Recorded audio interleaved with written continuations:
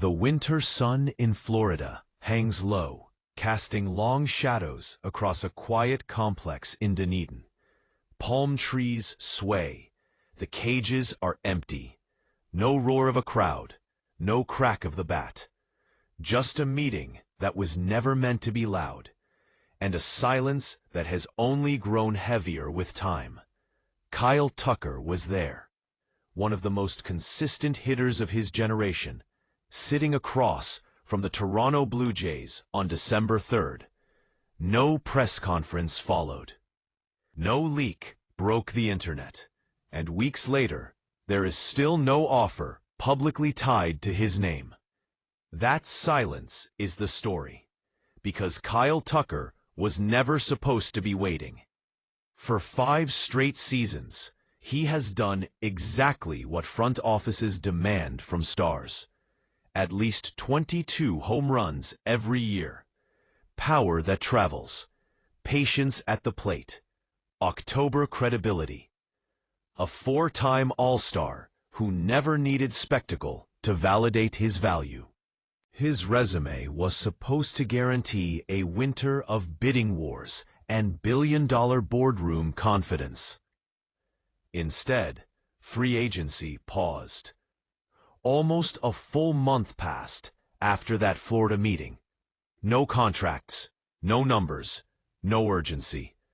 And in modern professional sports, when everyone is quiet at once, it usually means something is changing beneath the surface. The projections told a familiar story. 10 years, somewhere between $350 and $425 million. The kind of deal that defines an era and ties a franchise's identity to one name. That was the expectation. That was the script. But baseball, lately, has been tearing up old scripts. Front offices remember the contracts that aged badly. The sluggers who slowed down before the ink dried. The payrolls frozen by nostalgia instead of performance.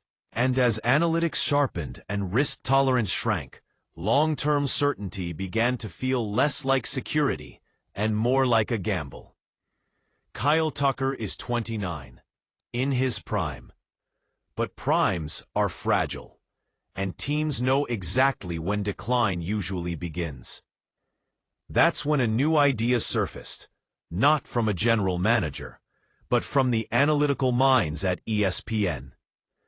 Paul Hembo-Hembekides floated a proposal that challenged the very structure of superstar contracts. What if the years are the problem? What if teams aren't hesitant about Tucker the player, but terrified of Tucker at 36, 37, 38? The solution was radical in its simplicity. Shorten the commitment, increase the annual value, shift the power. A 1+1 deal. 1 year at $52 million. A player option for year 2 at the same number. Immediate elite money. Total flexibility. Tucker becomes one of the highest paid players in the sport over that span, while preserving his ability to re-enter the market when conditions are even more favorable. Or the alternative, a 2+2 structure. $43 million per year for 2 seasons, with a player option that could extend it another 2. Still massive money, still prime-focused, still avoiding the back end of a career where contracts so often go to die. Either way, more than $100 million in a short window. For Tucker, it's freedom. A chance to bet on himself again. The chance to avoid being locked into a deal that assumes tomorrow will look exactly like today. A chance to approach the next collective bargaining agreement with leverage instead of obligation. For Toronto, it's protection. No paying for decline. No crossing fingers that age curves bend in their favor. Just peak performance, maximum impact, and an exit if things change. Buster Olney didn't dismiss the idea. He leaned into the real question, the human one. Could an agent sell this to a player who's been told all offseason that history is waiting. Could Kyle Tucker walk away from the security of a decade-long promise and choose flexibility instead? There's a quiet irony threaded through this story. Tucker's agency also represents George Springer. Springer, now 36, is entering the final year of a 6-year, $150 million deal with the Blue Jays. Toronto has lived the full life cycle of that contract, from excitement to reality. They know how fast time moves when bodies age and expectations linger. That experience matters, because this isn't just about Kyle Tucker. It's about a league at a crossroads. Stars want guarantees. Teams want control. And somewhere between those two desires is a new model emerging.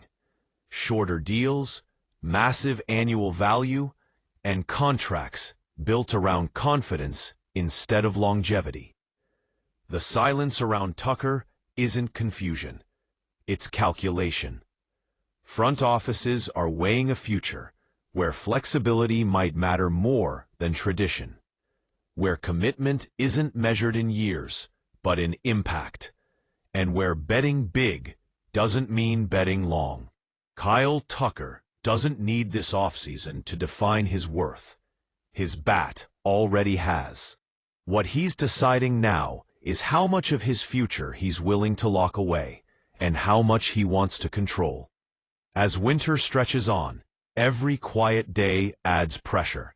Every rumor reshapes leverage, and every unconventional idea feels less radical and more inevitable.